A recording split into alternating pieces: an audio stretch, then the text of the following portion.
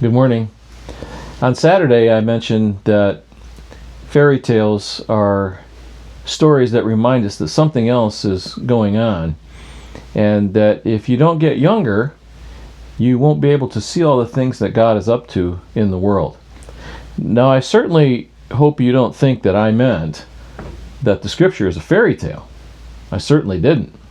Hopefully it drew to your mind the passage from Matthew chapter 18, where Jesus has a child in the midst of the group, and he said, "Truly I say to you, unless you turn and become like children, you will never enter the kingdom of heaven. Whoever humbles himself like this child is greatest in the kingdom of heaven." When I said get younger, I meant be like that.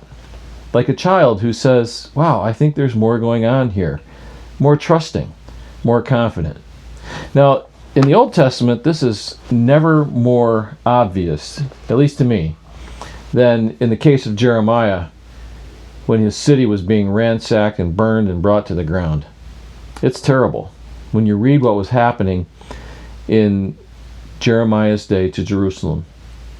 The Lamentations of Jeremiah, of course, remind us that in the middle of all that heartache, Jeremiah looked up and he saw the goodness of God in spite of the craziness of his day. In fact, I want to read for you what it says. He talks about his affliction and his wanderings, and then he says this, "But this I call to mind, and therefore I have hope. The steadfast love of the Lord never ceases.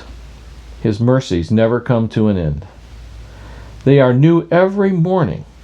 Great is your faithfulness. The Lord is my portion, says my soul, therefore I will hope in him.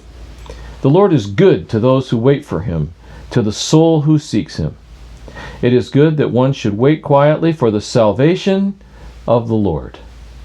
In the middle of his chaos, he saw something that other people didn't see: the faithfulness of God.